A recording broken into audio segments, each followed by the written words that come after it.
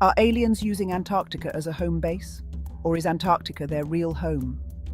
Strange, inexplicable sightings of incredibly advanced aircraft have been noted for hundreds of years all across the planet, leading many researchers to believe we may never have been alone on this planet. There is speculation about the likelihood of a strange variety of beings that may have been native to Antarctica before it froze over during the Middle Ages. Some even suggest that Egyptian pharaohs and world rulers may have regularly conducted trade with a far-off yet unknown mysterious culture. This culture is now forced to abandon the surface, living reclusive lives deep beneath the frozen ice sheet that now makes the surface of their once fertile homeworld a desolate wasteland. Helping support further research. I'm sure a great many of you are familiar with this picture.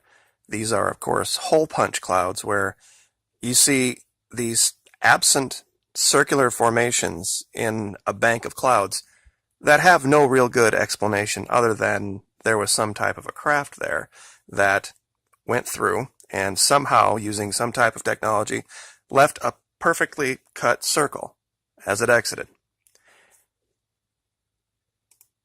I'm also sure that a lot of you are aware of the statues on Easter Island. There's been a great deal of speculation as to why they were put there, how they were done. And the final thing is volcanoes and their propensity to have these saucer-shaped craft around them while they are outgassing, while they're erupting. Well, in tonight's video, I'm going to show you evidence of all three in one tiny area of Antarctica. I know it's kind of a stunning thing. When I found it, I'm like, I couldn't believe it myself. So we're only going to be looking at one tiny area today, but the three things are just mind-blowing. These saucer-shaped craft have been seen all over the world. China, South America, Russia, here. It's really not too much of a matter of if, it's just who and why, and when are we going to get the full story about these craft and why they are so interested in volcanoes. I brought up three different maps. This one is a rendering of what Antarctica might have looked like before the damage created by the ice. The ice down there, of course, being miles thick, the movement of the glaciers has ripped apart the land, ground mountains down, and completely changed the lay of the land. But where we're going to be talking about today, I'm going to try to zoom in here, is almost down here around, this map shows it at about 7 o'clock. It's right here. It's, of course, down here is 6 o'clock when we do reference. The part by Argentina is noon. Where this large bay opens up, there's what looks like an active volcano. And let me see if I can bring up the topographical real quick. About right here, this shows very clearly the top of a mountain. What looks like there's one here and there's one here, and I think what we're looking at is actually the one here today, not the one out on the tip of the isthmus. But Google Earth Pro has an amazing image that I wanted to show you guys, and it goes right along with everything that we have seen for years and years and years. Now I have this kind of spun around. Of course, this would be 12 over here, just so that I can get the angle right to show you this. This up here would be using our reference model, 3 o'clock, 6 o'clock, and then down here, 7, 8 o'clock in that region. Now, as we come in, I'm going to click off the time slider real quick to show you what they're hiding. It's just this one area right here. Now, that peninsula, that isthmus right here, you have a mountain here, and when you zoom in and you look at this, it very much looks exactly like the top of a volcano. It more than likely is. But the first thing that got my attention were some cloud formations we'll look at in a second, and some monuments on the side of the volcano. But I have to show you this first. Now I'm going to try to zoom in here as close as I can without kicking down to ground level. Just so you can see there's nothing here. Now watch what happens when I go into historical imagery. Look right here.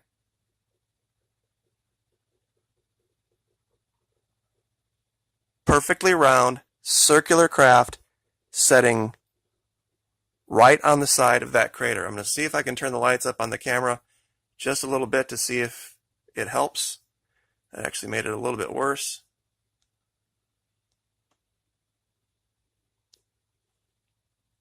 Right there. There is a circular craft setting right on the edge of the inside of this crater. And you can see the outer rim, and then you can see that inner top, what looks like cockpit rim, for lack of a better term.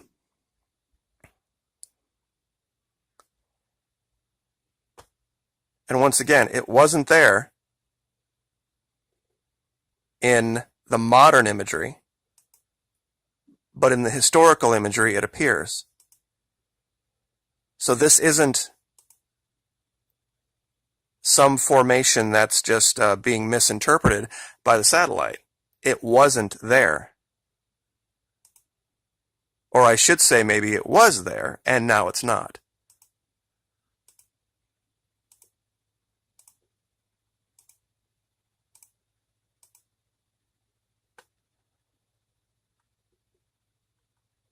Now, to add to that, let's see if I can find the right layer. And you can see how much everything changes. And how they only give you access to certain things at certain times. I'm going to spin the aspect around to show you these cloud formations right on the inside of the crater. Remember the picture we started with? Here is a cloud with a perfectly circular hole cut out of it. One here, and two more here, right by each other. Right next to what looks like a craft that would fit perfectly in one of these formations in the clouds. And if those two things weren't enough, if you go over to the side of this mountain, of this volcano, you can clearly see what look like Easter Island style monuments here and here. Maybe a smaller one over here.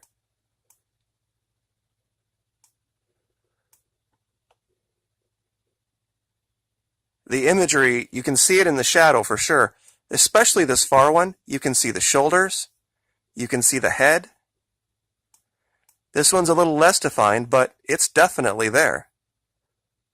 So we have a craft on the inside of a crater. We have holes in the clouds above the crater that match the craft. And then we have these monuments on the side of the same mountain. I'm not really sure what more anyone could put all together in one tiny area to let you know that there is something a whole lot more than just ice, rock, and snow down here.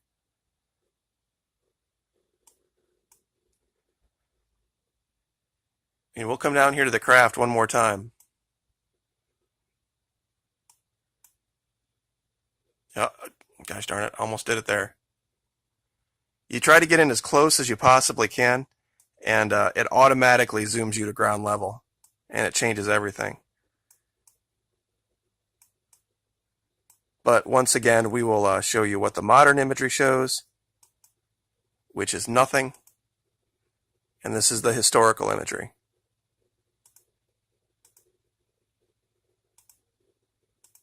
That's clearly evidence of a craft.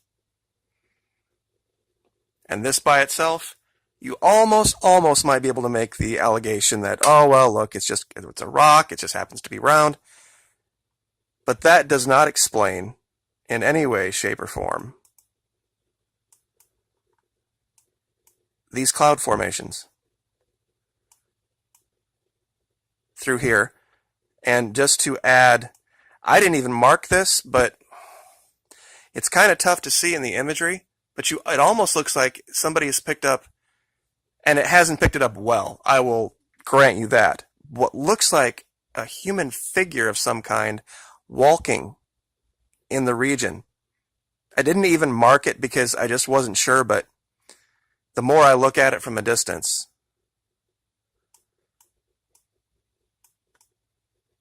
and then finally over here, what look like Easter Island style type monuments. And just to bring those back up, there's your circular clouds.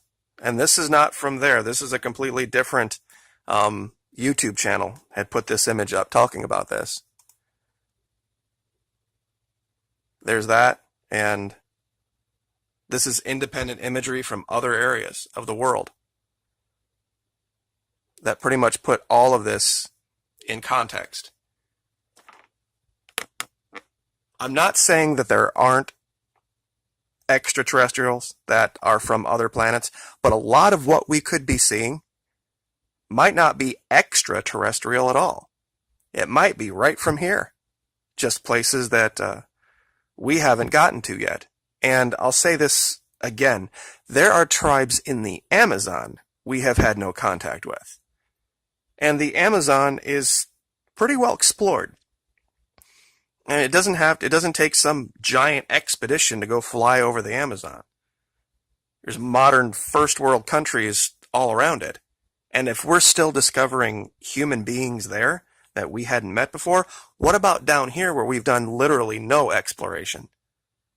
And now that, of course, it's been revealed that underneath the ice, science has told us that there are channels, there are tunnels that have enough heat from the volcanic activity to where you can walk around in a t-shirt, would show that it's got all of the necessary prerequisites for life. It's got fresh running water, there's plant life, there's animal life, and there's a temperate climate. Now I think it's just a matter of time. And I think that's what they might be working on. They're trying to find a way to reveal this without causing some huge panic, that there's some advanced civilization that could end us at their will, just minding their own business, at least for now, down in Antarctica. So we will leave that there, but to put all three of those things in one area, I couldn't have done it myself. And like I said, I'm going to give you the coordinates. Anybody can Photoshop anything, but the reason I do my videos the way that I do them is so that you can go to your own copy of Google Earth Pro using the historical imagery, the time layers, the aspect, and the resolution layers, and find it for yourself, because your copy is going to be the exact same as my copy. The only thing that mine will have are the marks of where things are. So I will leave it there. Thank you so much for the support. Appreciate it. Like, share, subscribe. We'll see you next time.